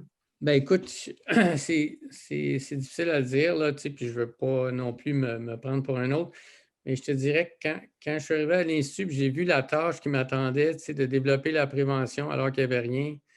Je me rappelle, j'étais frustré au début parce qu'on me donnait beaucoup de garde. J'avais plus de garde que les autres. C'est une longue histoire, là, mais on a parrainé Maisonneuve qui s'était écroulée en cardio. La cardiologie de Maisonneuve s'était écroulée, puis l'université nous a demandé, puis le ministère, de prendre en main Maisonneuve. Comme j'avais été chef résident là, ils m'ont envoyé faire 6 mois de garde à Maisonneuve. Imagine, tu reviens d'un fellowship, tu veux faire de la recherche, tu es envoyé 6 mois à Maisonneuve. J'étais très frustré, puis j'avais rencontré Paul David, puis j'étais enragé. J'ai dit assez que je voulais retourner à Stanford. Puis les gens me disaient, écoute, si t'es pas heureux, nous autres, puis pour la petite histoire, je n'étais plus avec Hélène David. Ma blonde était en Californie, puis elle attendait juste ça que je revienne. Alors, j'ai passé un cheveu de retourner. Et je me suis assis avec Paul David, avec qui j'avais gardé une excellente relation. C'était mon mentor, malgré tout, malgré le divorce avec sa fille. Puis, il m'avait dit, attends un peu, le jeune, là. Calme-toi. Qu'est-ce que tu veux faire dans la vie? Je dis, moi, je veux développer la prévention, je veux développer le centre EPIC. Je pense qu'on a tout ce qu'il faut pour être un centre extraordinaire. Puis là, il n'y a rien, puis je n'ai pas le temps. Puis il dit, écoute, le jeune, là, c'est quoi ta vision? Bien, ma vision, c'est, je veux développer l'exercice. Ensuite, ça va être l'alimentaire. Ensuite, oui, attends un peu, une chose à la fois. OK, c'est ça ta vision. Bon, très bien. Puis tu penses que ça va prendre combien de temps à faire ça? Il faut commencer tout de suite. Il dit, attends, il n'y a rien qui se fait vite de même. Il dit, là, il faut que tu fasses comme un capitaine de bateau d'une tempête. Tu sais, tu as des grosses vagues, tu as des écueils, tu as des rochers. Bien, oui, tu peux aller un peu à gauche, un peu à droite, mais tu as un cap. Fait qu'il dit, vise un cap, là. Ton cap, mets-le dans 10 ans. Là. Pas dans 1 an, dans 10 ans. Puis, il dit, je m'en vais toujours vers ce cap-là. Quand même, j'ai une vague qui me rabat sur le côté. Il faut toujours, puis tu as du vent en face. Tu vises par là, puis prends ton temps. Parce qu'il dit, des jeunes qui claquent des portes, puis qui cassent tout parce qu'ils ne sont pas contents, là, zéro crédibilité. Fait que là, j'avais eu toute une leçon de vie cette fois-là. Puis je me suis dit, wow, moi, j'avais vraiment le goût de frapper dans le tas, là, parce que je n'étais pas content de reprendre l'avion pour m'en aller. Puis j'avais dit, bon, je vais essayer de l'écouter. Puis il y a un autre vieux cardiologue qui m'avait dit la même chose dans un corridor, un docteur Gaby Gagnon, là, qui n'était pas du tout une sommité, mais c'était un bon clinicien. Puis il m'avait dit la même affaire. Il dit, tu sais, des jeunes qui chialent, là, on n'aime pas ça. Tu prends ton mal en patience, puis lâche pas ton but, par exemple. Alors, je dirais, pour revenir à ta question, je pense qu'avec le recul, c'était la vision. J'avais une vision très claire de où je voulais aller. Ça, c'était inébranlable. Et puis, l'autre affaire, bien, il faut... c'est vrai que comme caractéristique, moi, j'écoute les gens. C'est pas pour rien que j'étais en psycho avant d'aller en médecine. J'aime ça écouter les gens. Ça m'intéresse ce que les gens ont à dire. Moi, la femme de ménage qui fait le ménage, je faisais l'urgence encore jusqu'à il n'y a pas longtemps, jusqu'à il y a 2 ans.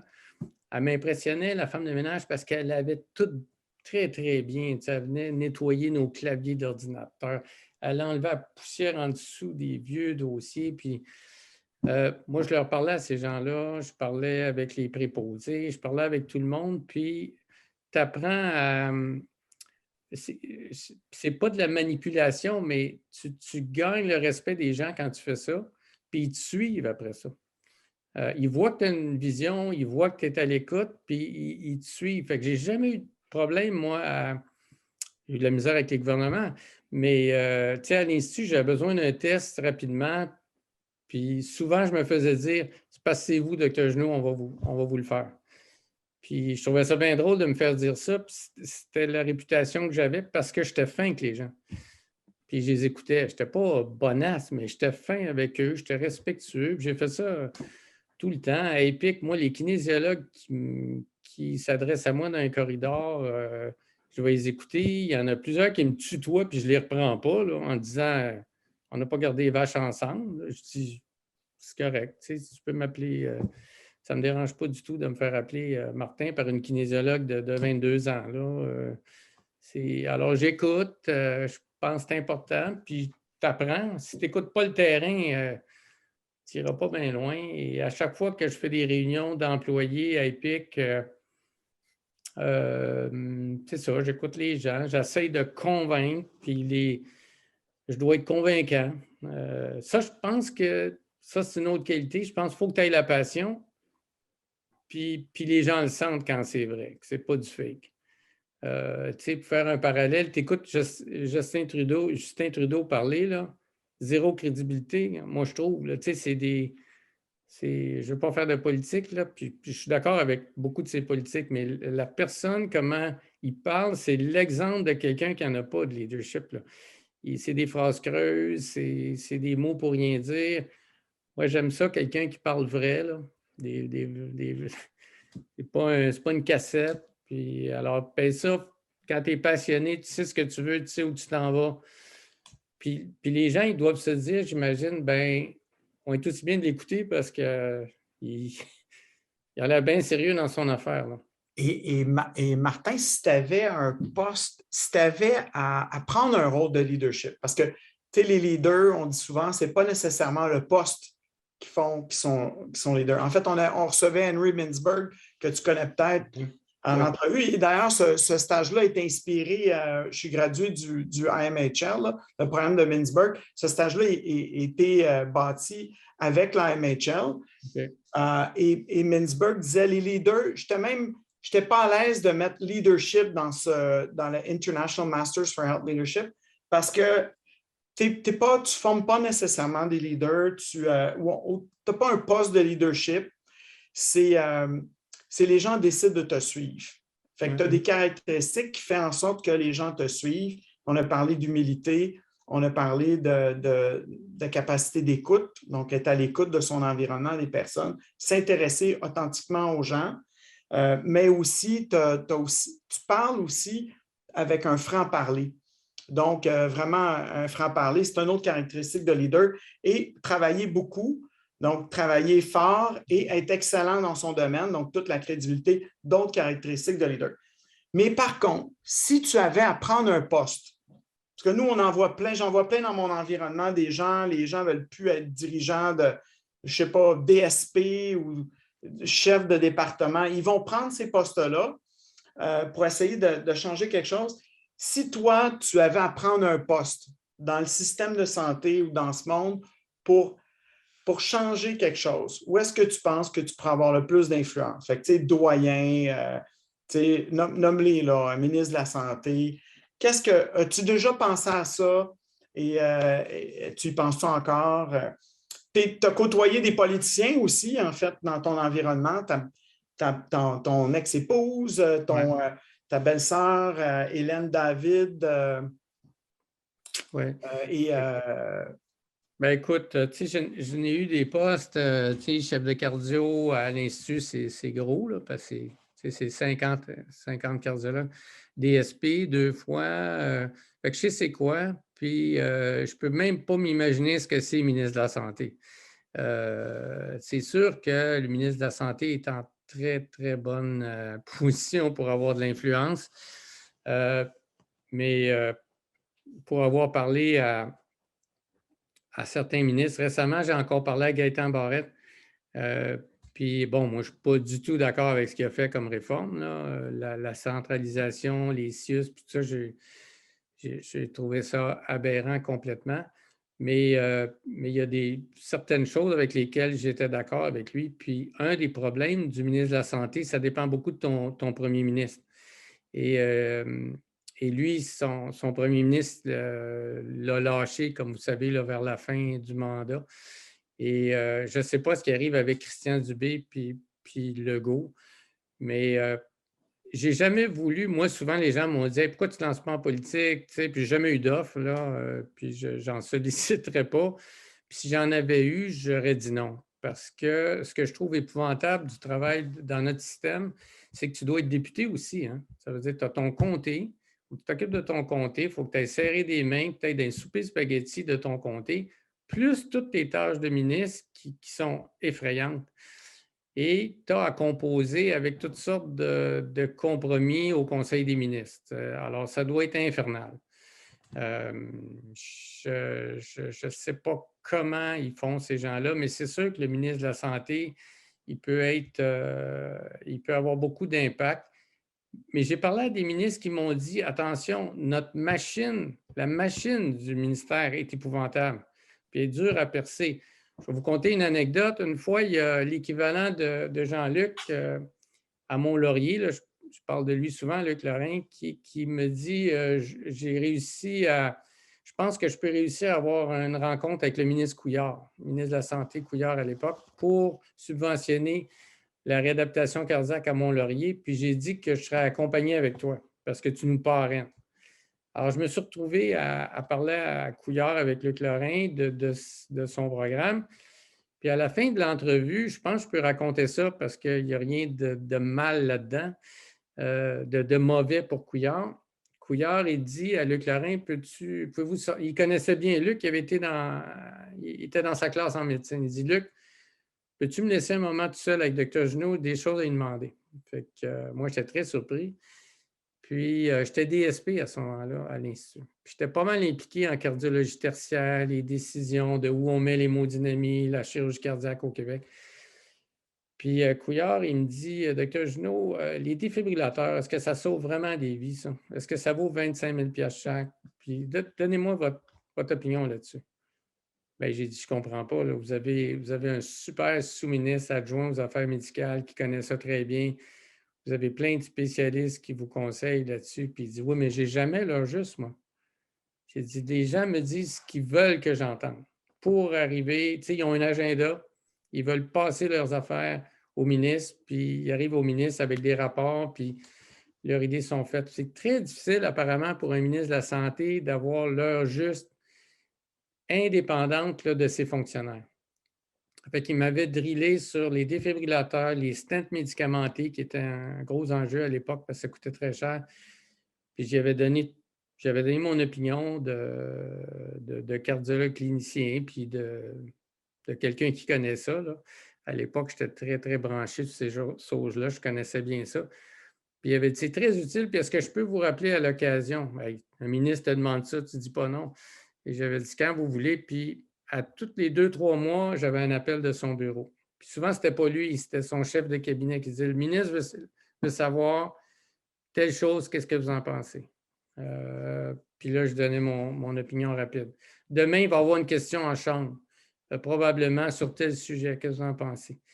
Et puis, j'en revenais pas. Ça fait que j'avais parlé à mon DG, qui était un vieux DG, ben pas un vieux, mais un DG d'expérience qui avait dirigé tous les grands hôpitaux du Québec, Claude Desjardins, là, qui m'a beaucoup appris.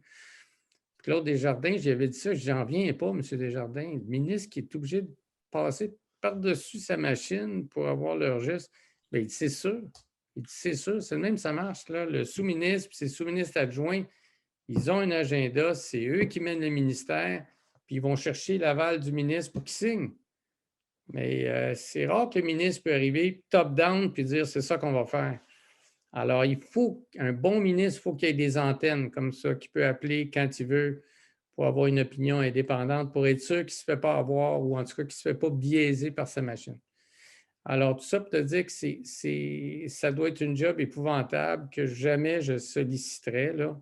Et doyen d'une faculté de médecine pour pouvoir influencer des générations de jeunes? Je te dirais, doyen, c'est gros, mais ce que j'ai toujours dit, moi, c'est parce que à un moment donné, le doyen m'avait appelé pour t'aurais-tu le goût d'être, je ne me rappelle plus, vice-doyen, je ne sais pas trop quoi.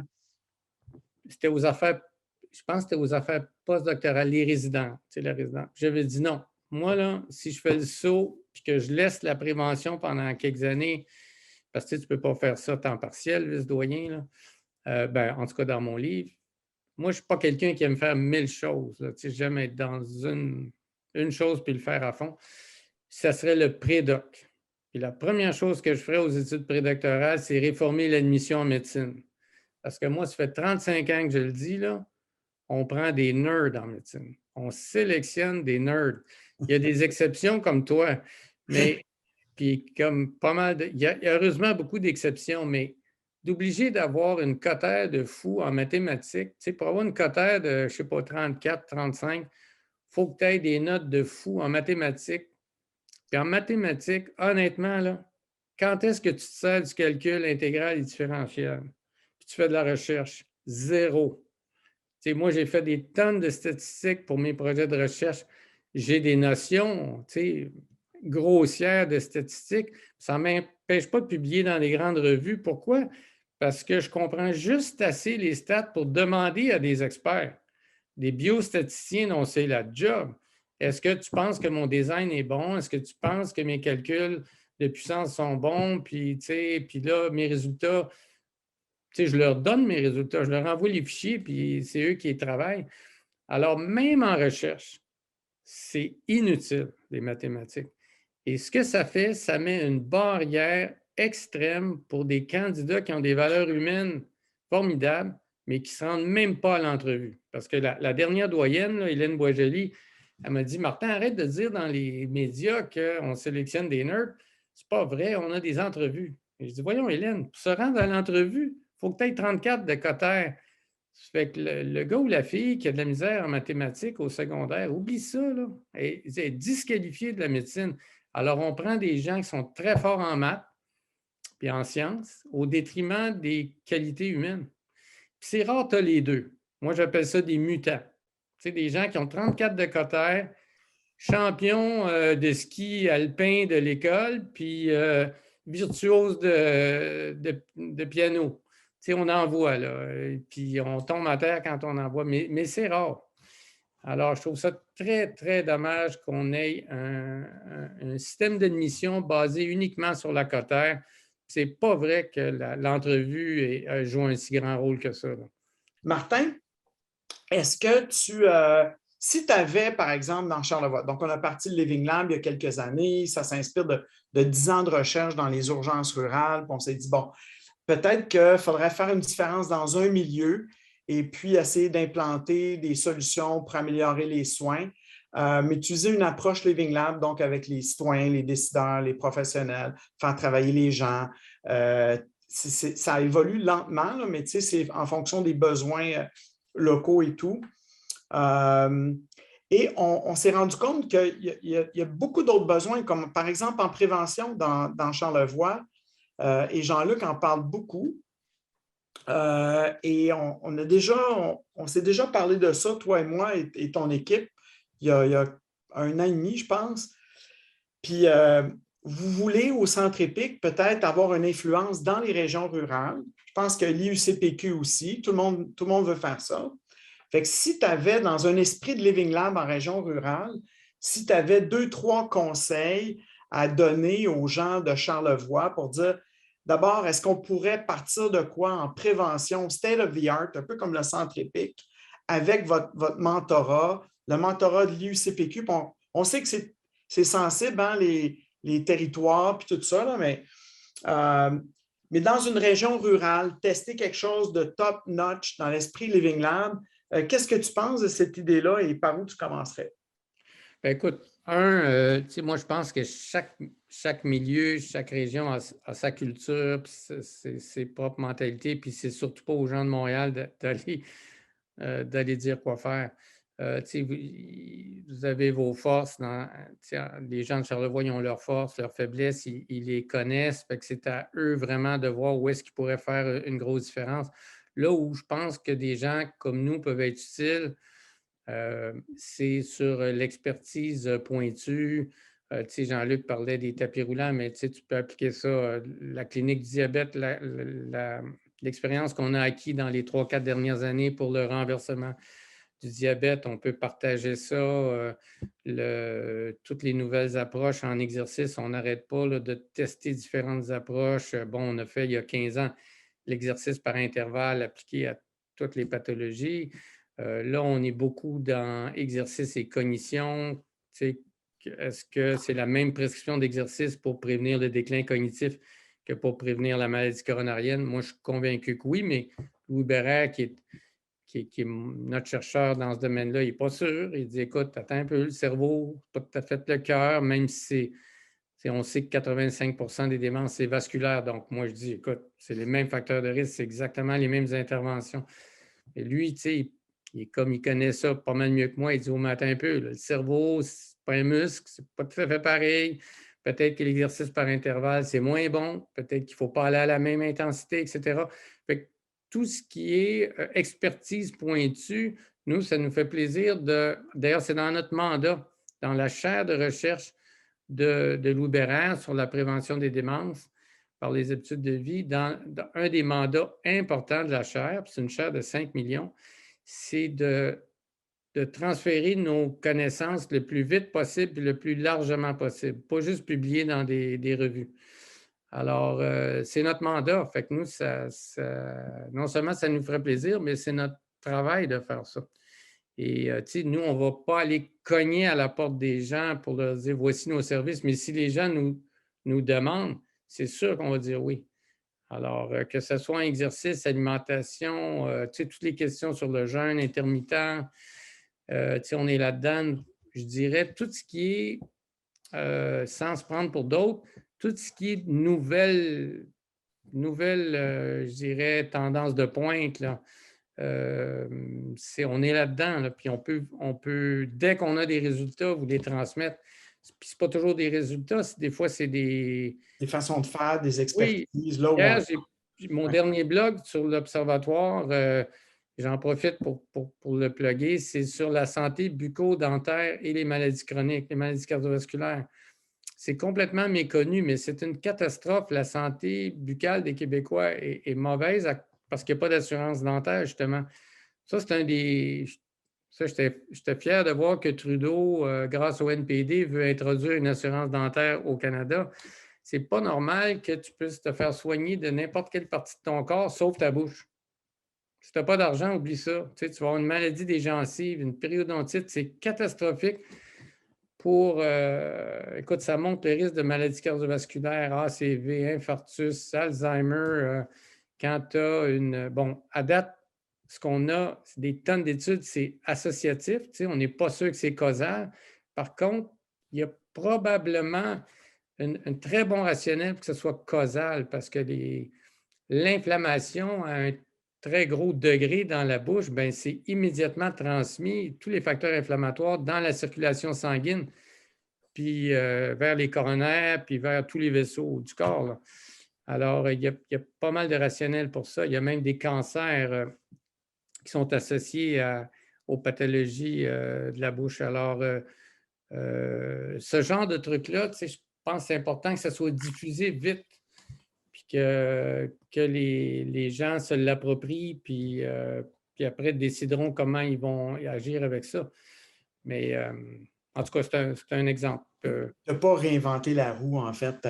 Vous avez quand même beaucoup d'années d'expérience au niveau de la prévention. Je viens de regarder l'heure, en fait, Jenny qui est en ligne, elle a un enfant malade présentement à la maison. Et normalement, elle me fait signe un peu là, que le temps avance. Fait que je vois que le temps avance. As-tu encore quelques minutes, Martin? Oui. Je suis en congé aujourd'hui. OK. Bon, écoute, c'est une quinzaine de minutes, là, parce que je sais que j'aimerais peut-être ouvrir aux questions. Je ne sais pas si Jean-Luc, docteur Jean-Luc Dupuis, donc médecin de Charlevoix, aurait une question. Comment tu réagis justement au dernier point que Martin propose? Qu'est-ce que tu penses, toi, Jean-Luc, si on s'inspirait des travaux là, qui ont été faits là, par des leaders comme l'Institut de cardiologie de Montréal, l'IUCPQ, Jean-Pierre Després, les autres. On mobiliserait tout ce monde-là dans la bonne humeur, finalement, dans la bienveillance. Puis on partirait dans un esprit de Living Lab, un important centre où les gens, où la prévention serait au cœur de leur priorité. À tout point de vue. Qu'est-ce que tu penses de ça, Jean-Luc? Toi merci, tu fais déjà ça. Oui, mais on a eu déjà ces discussions-là, Martin et moi, dans le passé. On a fait des tentatives dans le passé. Et, la situation géographique de Charlevoix, l'étendue du territoire, ça a quand même 250 km de long, Charlevoix, avec deux pôles très différents comme mentalité. Et même si actuellement, on est à l'amorce de jointer l'Est et l'Ouest, en termes de mentalité, parce que c'était très long de changer les mentalités entre les deux pôles. Actuellement, pour que ça réussisse, il faudrait que ça s'exécute à l'intérieur de l'éventuel processus de décentralisation, de remise du pouvoir administratif. Et s'il y avait un projet conjoint entre l'Est et l'Ouest, je pense que ça serait l'amorce de commencer parce qu'il faut unifier ça par les deux pôles de GMF. Aujourd'hui, moi, j'ai connu tous les modes de fonctionnement et on m'a forcé à aller dans un GMF parce qu'il n'y avait pas d'autre place. Mais on est pris avec cette structure-là maintenant et il faut faire avec. Alors, moi qui crois à la prévention, il faut commencer par un programme petit, je pense, qui serait dans les mains de deux personnes ressources des deux pôles de GMF, puis avec les mêmes choses. La particularité des grands espaces comme ça, il faut que les gens de Baie-Saint-Paul ou de l'Amalbaie fassent le même programme. C'est ça qui va nous unifier. Actuellement, on a le centre de santé cardiaque de Baie-Saint-Paul. Ils ont toujours fait un bon travail, mais je pense qu'il faudrait travailler sur un protocole régional et ce protocole régional-là serait en constante discussion avec Martin. Ce n'était pas la question que je voulais poser, mais c'est un peu le modèle que je vois après tellement d'années et tellement d'échecs, parce que j'en ai donné des dizaines de conférences. J'ai rencontré des milliers de personnes sur cet aspect-là. Ce qui va nous sauver, c'est ce que tu as dit à un moment donné, notre jeune génération de 25-30 ans actuellement est taxée sur les habitudes de vie qui sont plus réceptifs. Mon seul espoir actuellement, c'est dans la jeune génération. Et c'est pour ça que je suis très, très collé de plus en plus sur Martine Vallée. Et je pense qu'il faut aller aussi bas que la commission scolaire. Et nous, la virée nordique, on s'est donné comme mandat. Erika est là. C'est encore là, Erika est partie. Oui. En tout cas, Erika sait que derrière toute cette équipe-là de virée nordique et d'Aricana, qu'on travaille sur des milliers de gens, c'est par des gens qui ont, comme nos organisations, qui ont gagné de la crédibilité depuis quelques années. On a l'hiver, la virée nordique, puis on a l'automne, l'Aricana, qui sont des courses. Je pense qu'il faut faire un programme qui serait cautionné par EPIC, pas cautionné dans le sens géré par, mais qui donnerait un stamp. Voici une bonne chose que les Charlevoisiens ont, c'est cette idée-là. Alors, ça tient compte du territoire, de la mentalité. Moi, j'ai totalement délaissé les gens en haut de 50 ans et plus. Je ne mets plus d'énergie là-dessus. Si on veut avoir du changement, il faut y aller par les jeunes. Bon point, Jean-Luc. Est-ce qu'il y a d'autres questions? Hey, je n'ai pas posé ma vraie question. Ah, tu n'as pas posé! Je te lis. C'est un commentaire. Martin, moi aussi, j'ai une fille en médecine qui termine cette année. Est-ce que le mot... est-ce que tu sais comment les jeunes étudiants en médecine sont traités? Est-ce que tu es au courant du paternalisme, du maternalisme, du contrôle, qui n'était pas là quand moi j'ai étudié? On a même parlé de terrorisme académique actuellement. Et de la façon que les étudiants en médecine sont poussés à bout par il y a tellement d'examens, il y a tellement de contrôles, il y a tellement de lectures à faire que c'est très difficile, eux autres, de vivre dans une atmosphère joyeuse d'apprentissage parce qu'ils sont constamment sur des niveaux de stress importants. Et je veux savoir ton opinion. Es-tu proche de ça ou tu n'es pas? Non, écoute, tu m'apprends quelque chose. Est-ce qu'elle est à Montréal?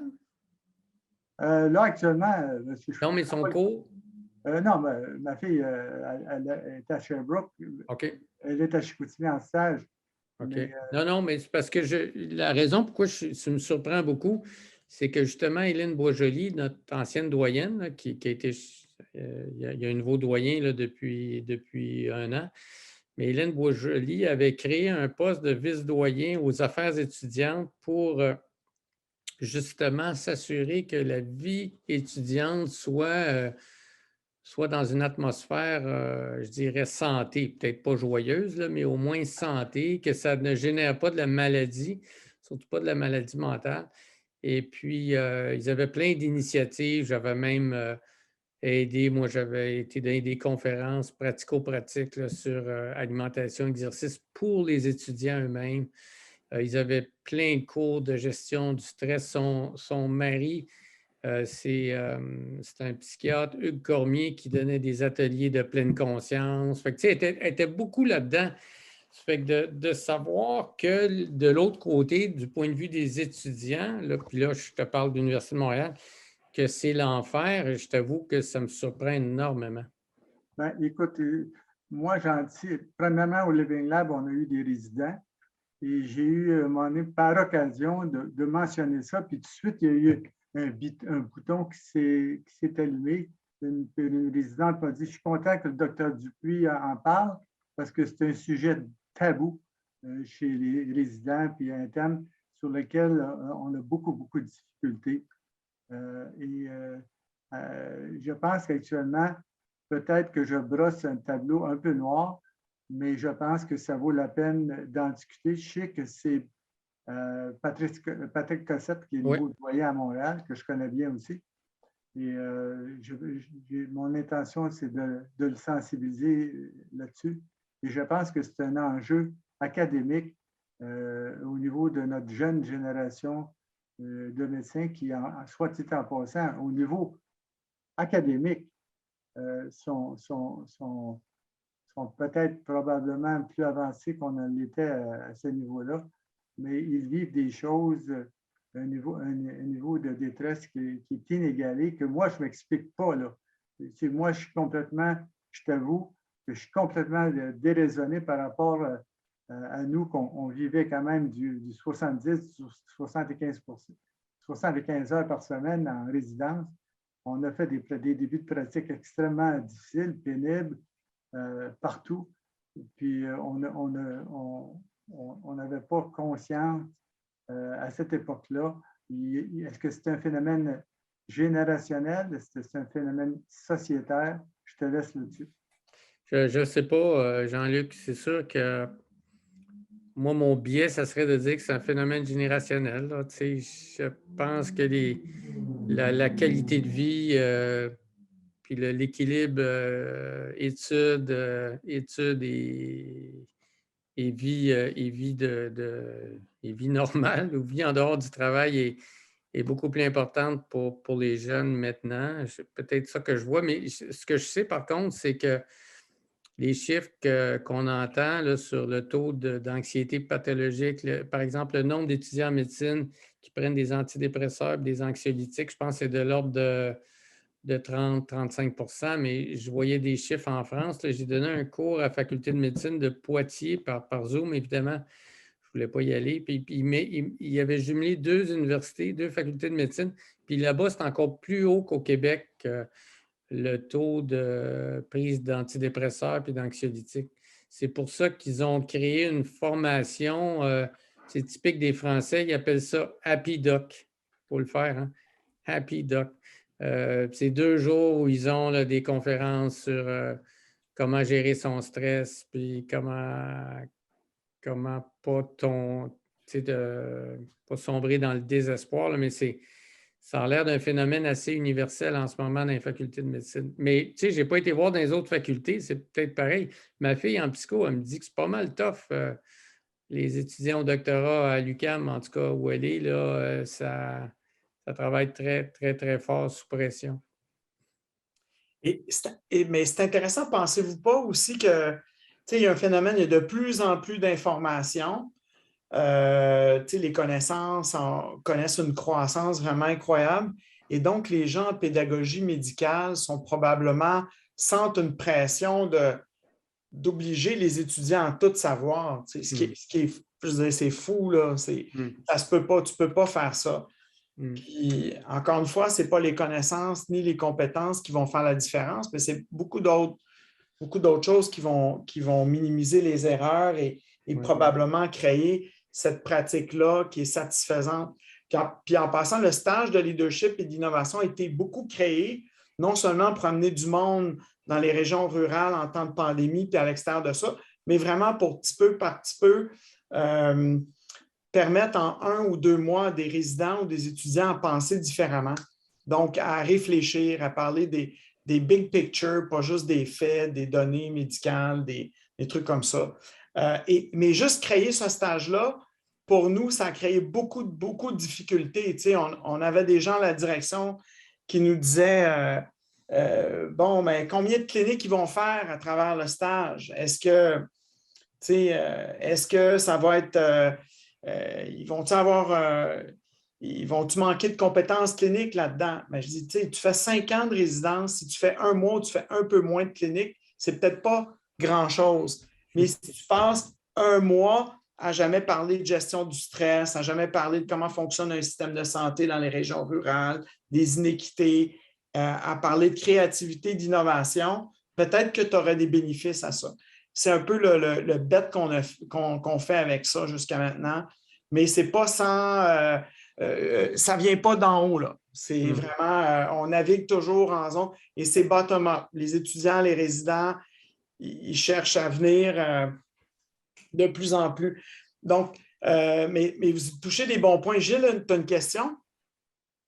Pas une question, mais je voulais juste renchérir sur ce que Martin a dit et qu'il y a écho de sa fille qui est en psycho. Moi, je suis arrivé au département en 89, donc il y a quand même quelques décennies, et j'ai vu changer les clientèles. Et je pense que c'est un peu peut-être bizarre à dire, mais j'ai l'impression que les étudiants arrivent parfois usés, dans le sens qu'ils ont de la compétition au secondaire pour entrer au cégep, ils ont de la compétition au cégep pour entrer à l'université, et à l'université, ils ont de la compétition parce qu'ils savent que les bourses sont rares et qu'il y a du contingentement quand tu vas arriver au doctorat. Donc, ils sont perpétuellement dans une situation où ils doivent toujours se dépasser.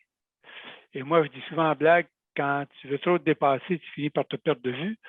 Ben, c'est ça qui arrive. C'est qu'ils sont tellement poussés que quand ils arrivent au doc ou quand ils arrivent en médecine, ils ont été pendant 10 ans quasiment le pied au plancher.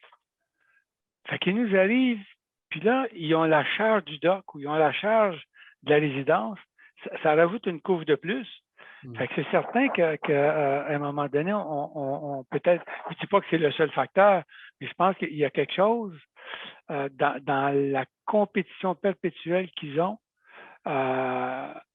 Puis on le voit, les taux d'anxiété au secondaire sont énormes. C'est pas ça, là. Puis moi, j'ai donné des séminaires de yoga aux étudiants de doc jusqu'en 2020. Mon dernier était pendant COVID. Puis j'ai vu, au fil de, je l'ai donné pendant une douzaine d'années, c'était un séminaire de doctorat qui durait 45 heures, où il y avait la moitié du cours, c'était discuter de la recherche, tout ça, puis l'autre moitié, je faisais faire des postures. Et j'ai vu au fil du temps, les étudiants, quand ils faisaient l'évaluation du cours, de plus en plus, ils disaient ce cours-là devrait être imposé. Parce que c'est la seule façon, pas juste d'entendre parler du stress, de faire quelque chose, de donner un outil pour qu'ils soient capables de faire une activité qui les sort de la compétition, les sort du samsa qui pédale tout le temps. Et je pense que oui, c'est bien de parler de stress, mais je pense qu'il faut apprendre aux étudiants à pratiquer quelque chose et à intégrer ce quelque chose-là dans les habitudes de vie. S'ils font juste entendre parler du stress, moi, je compare ça des fois aux entreprises qui se donnent bonne conscience en faisant un 2 jours sur le stress et invitent des conférenciers. Sauf qu'au bien qu'ils disent, allez, on développe un atelier de méditation sur l'heure du midi. Hey, laissez le temps de dîner, bon Dieu. OK? Fait que tu leur envoies ça sur leur temps de dîner. Puis après ça, ils reviennent, puis le bureau est empilé comme ça. Puis là, on dit, ben regarde, si tu ne gères pas ton stress, c'est ton problème, je te donne un cours sur le stress. Alors, il y a quelque chose qui est un double langage qui finit par mettre la responsabilité sur l'individu, qui à un moment donné, se sent complètement dépassé. Puis je pense que dans ce sens-là, les institutions ont un rôle à jouer. Et je pense que c'est là où il faut que n'importe quelle faculté doit intégrer une habitude de vie dans la formation des étudiants. Martin, si tu avais encore de l'énergie dans tes années pratiques que tu veux garder, est-ce que tu penses que shifter de l'alimentation puis parler du stress plus, agir plus sur le stress et la maladie coronarienne, ça serait payant pour notre société?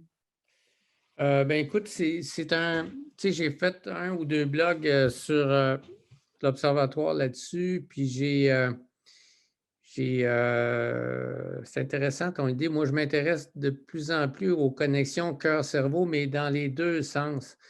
Je me suis toujours intéressé, évidemment, à l'effet du cerveau sur le cœur. Tu sais, le fait pourquoi le stress est mauvais pour le cœur, les coronaires. Mais ce qu'on savait moins, mais il y a des chercheurs fondamentaux qui le savaient depuis 40 ans, le cœur, le comportement du cœur influence certaines zones du cerveau. Et c'est tout bien documenté, puis c'est d'une complexité extrême là, quand tu n'as pas fait de cours en neurophysiologie. Mais quand je parle de ça avec Louis Bérère, lui, ça lui dit quelque chose, là, toutes les structures dont je lui parle. Mais juste pour vous donner une idée, la variabilité de la fréquence cardiaque a un effet sur plusieurs centres du cerveau, puis qui disent au cerveau, dans le fond, ça va bien. Tout est correct, ça va bien. À l'inverse, ton cœur est en mauvaise... ton cœur ne va pas bien, c'est-à-dire que tu as une mauvaise variation de la fréquence cardiaque. Ça se transmet au cerveau, à des structures très primitives qui te disent « Attention, ça ne va pas bien », puis là, c'est un cercle vicieux. Fait que je m'intéresse pas mal à ça, puis j'ai un dilemme en ce moment parce que j'ai eu un appel, vous allez rire, j'ai eu un appel de Kim Thuy, la romancière, qui veut écrire un livre avec moi. Puis j'ai dit, comment ça, je ne suis pas un romancier, je ne veux pas écrire un livre. Elle dit, non, non, elle dit, vous êtes venu à mon émission, j'ai fait la table de Kim où on parlait de toutes sortes d'affaires. Il y avait un romancier, un jeune, là, un slammer, Gaudreau, un romancier, David Gaudreau. Puis il y avait une chanteuse d'opéra. Bon, en tout cas, on parlait de toutes sortes de sujets. Puis elle dit, vous avez dit plein de choses sur le stress, le cerveau, le sens de la vie. Parce que moi, je dis souvent, la santé, pourquoi faire? Tu sais, tu guéris quelqu'un d'un infarctus. Bien, tu traites quelqu'un d'un infarctus, il sauve la vie, entre guillemets. Tu le revois 3 mois après à ton bureau, il est déprimé comme une pierre. Tu te dis, coudonc, j'ai fait la moitié de la job, là, tu sais, si je le laisse de même. Alors, je me suis souvent préoccupé de ça. Bref, Kim Thuy m'a appelé avec son éditeur, puis elle dit, bien, ça pourrait être sous forme d'entrevue sur les liens entre le cœur et le cerveau. Puis elle dit, moi, je le tournerais, parce qu'elle a été écrivaine, moi, je le tournerais en texte, puis vous seriez juste là pour répondre à mes questions. Fait que je n'ai pas dit oui, parce que je n'ai pas le temps, mais je n'ai pas dit non non plus. Je me garde ça pour répondre à ta question. Peut-être dans quelques mois, là, quand j'ai des projets qu'il faut que je finisse ou que j'avance plus avant d'accepter des nouveaux. Mais je vais peut-être faire ça là, pour diffuser plus. Je me dirais, ce livre-là est tellement connu, elle, que ça diffuserait ces notions-là de comment on néglige l'effet du stress sur la santé.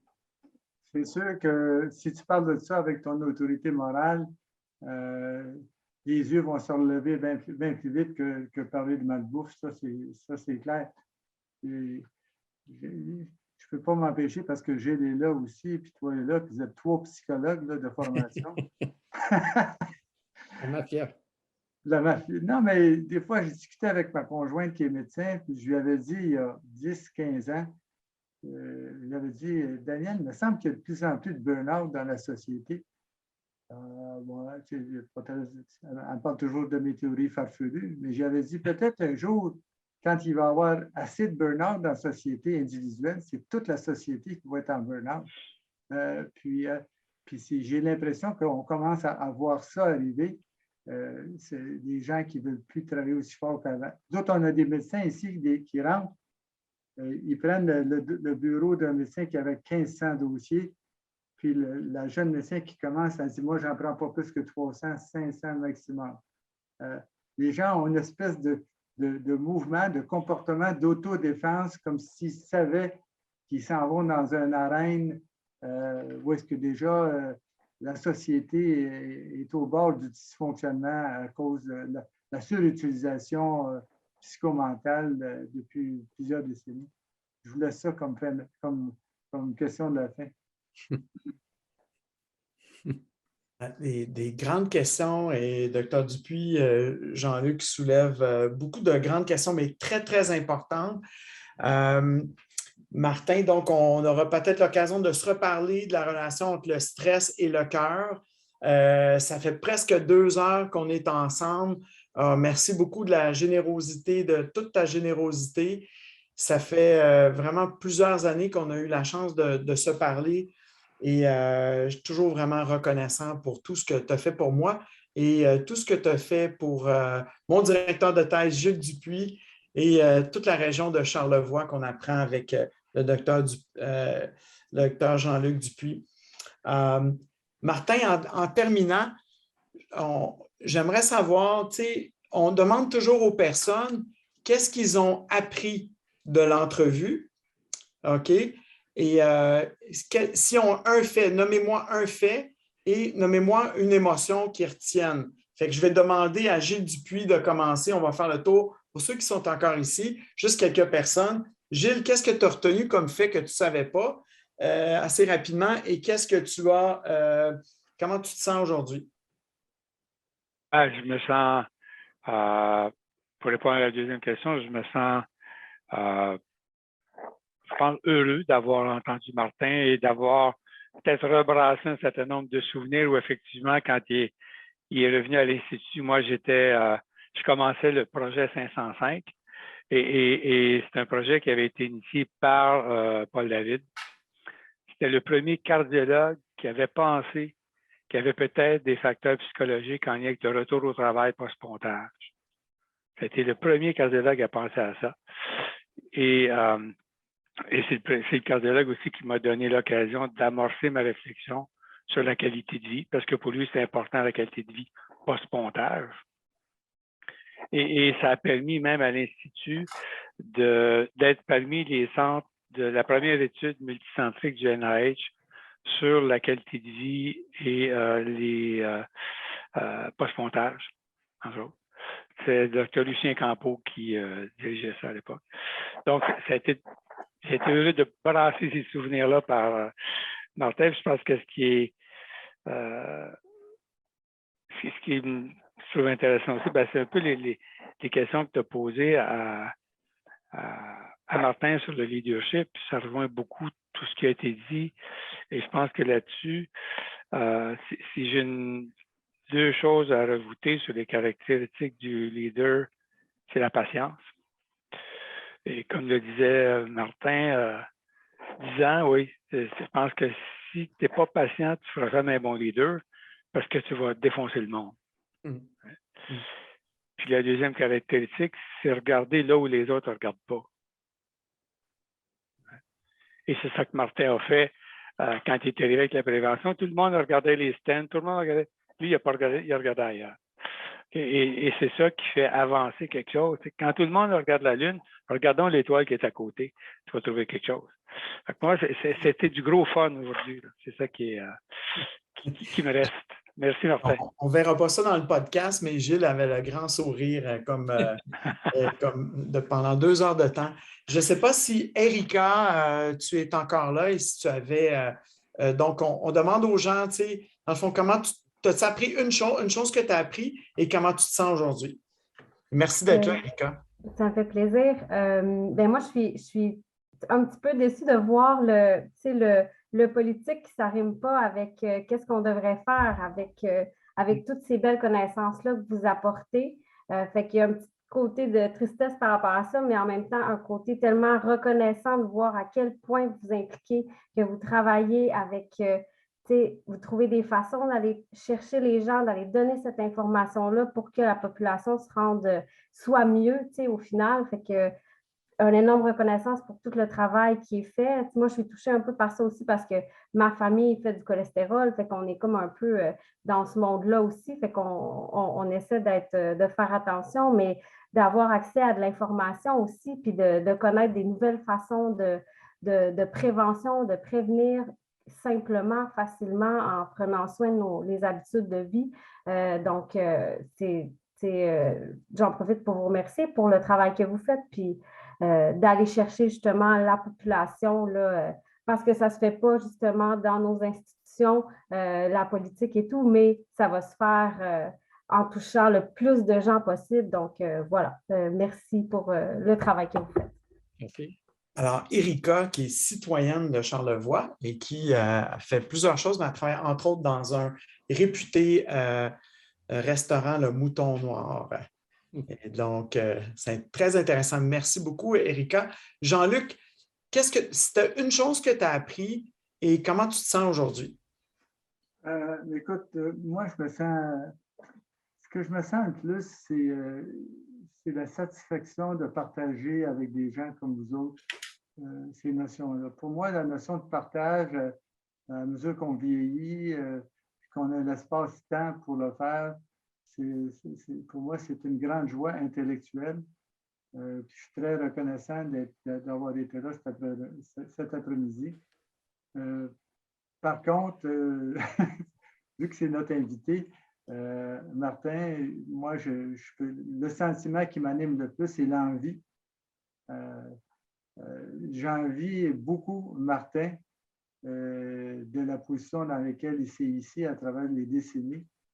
Et je souhaite ardemment qu'il trouve de l'énergie humaine et intellectuelle pour, j'oserais dire, quasiment aller ailleurs, dans le sens, si le politique ne fonctionne pas, tu as des qualités de communicateur, de motivateur qui sont exceptionnelles.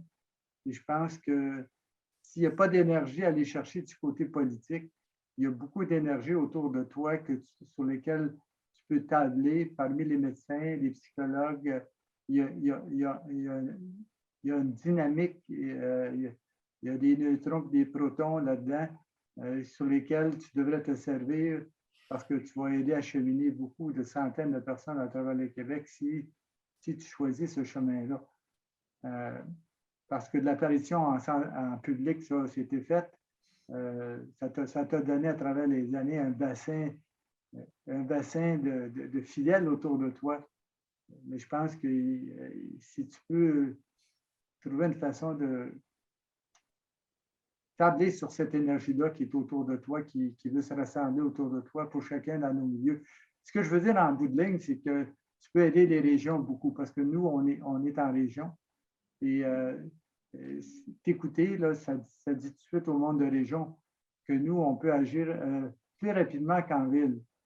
Surtout quand, comme je dis, si on est décentralisé un peu plus, la contribution en ville au Québec était forte, mais en région, avec des gars comme Rick Fleet dans Charlevoix, puis il y en a partout des gars ou des filles comme ça.